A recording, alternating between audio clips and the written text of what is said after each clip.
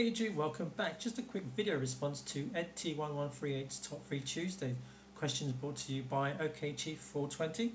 Not heard of his channel before, so I headed on over, watched a couple of his videos. Especially enjoyed a video he shows his Game Boy and DS collection. It's got a huge collection, definitely worth checking that out. And also do check out a couple of his other videos, and if you like what you see, do subscribe. And his questions are, what are your top 3 video handheld video games? And without further ado, at number 3, it's on this system, and it's a game that I played loads in the arcade back in the day, as we all do, and was even well chuffed when a very good version was ported onto the MSX compared to some of the 8-bit computers that were knocking about at the time. And also the NES got a good version, and that is Nemesis. Fantastic game. This is the actual game that I got back in the day. I got it with the Game Boy, and as well as the pack in Tetris, I also got Super Mario Land. This is a truly fantastic game. So some screenshots in the back. It's not an arcade port. Actually takes elements from the MSX's Gradius 1 and Gradius 2. But for what it does it beautifully on the Game Boy. Fantastic game, and still play it to this day. And what I do, I have just got to complete it. There you go, Nemesis. Just a quick honourable mention while we're on the Game Boy. Parodius, also another fantastic game. Great arcade port. Some screenshots on the back. As well, it's got some excellent artwork cover. At the time, this was the one of the larger Game Boy carts in existence, 2 megabits. And again, for what it does on the Game Boy, it does it beautifully. So that's my honourable mention, Brody's. So, number 2, one of my favourite scrolling beat 'em ups on that system. So much so, still play it today, and even my daughter sometimes joins in on a 2-player. And I've got it on the Xbox Arcade, I've got it on PSN, even on the Ultimate Sega Collection, and that is Streets of Rage 2. Fantastic game, just love this game to bits. But wait a minute, that's not a handheld game, I hear you cry. Well, it is if you've got this, a Sega Nomad. You just get your Sega card, slide it in like so, and you're good to go. Fantastic game, and as I said, I just love this game. One of my favourite old-time scrolling beat 'em ups, and well and truly chuffed that I can play it on the go. But these days, being all chunky and a little bit embarrassing, I tend to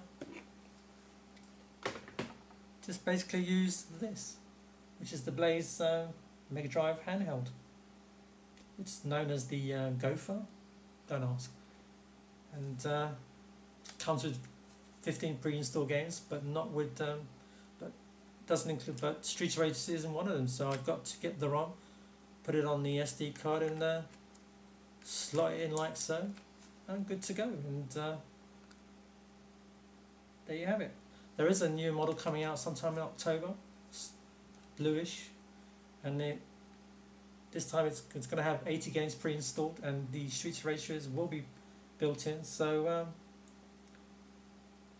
there you go, and it will still have the SD card slot, so you can add additional games. So that's my number 2 choice. Streets of Rage 2. Sorry about that slight interruption there from my daughter back home from school. On to my number 1 choice, and like Ed's number 2 choice, isn't really a handheld game, but a tabletop. But for me as a child back in the day, this really was a handheld. I would take it everywhere. Take it to school. It got me into trouble so many times. It would get confiscated so many times, but still take it back in the next day.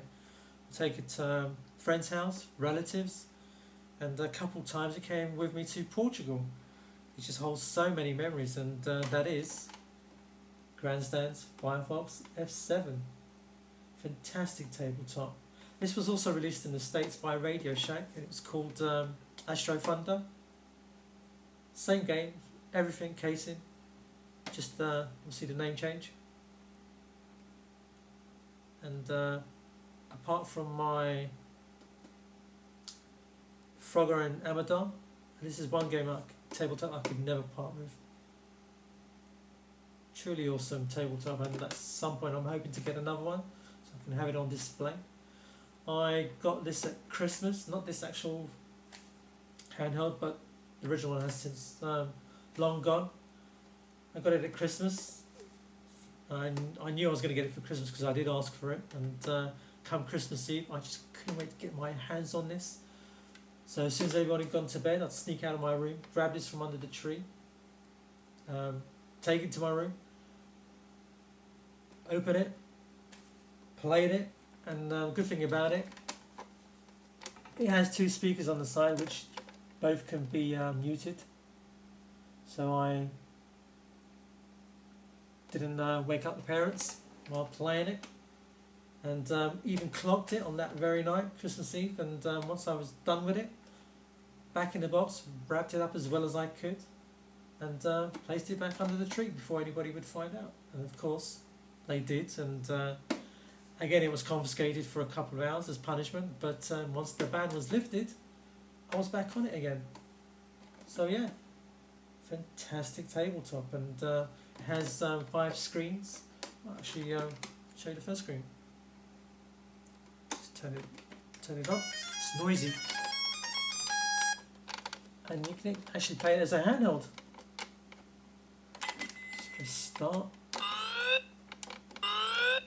and the enemies remind you. Actually, they look like the TIE fighters from the Star Wars movies.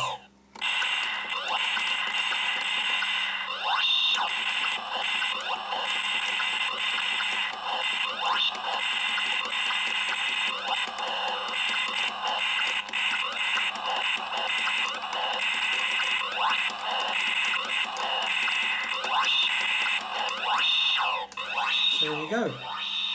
And as I mentioned, you can take the sound off, you can play it to your heart's content without disturbing whoever's next to you.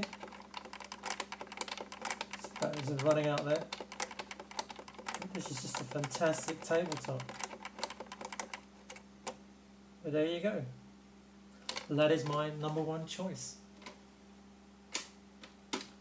And those are my top 3 handheld video games, and I'll put the links to both Ed's and okchief420 links below. So thanks for watching, and bye for now and take care.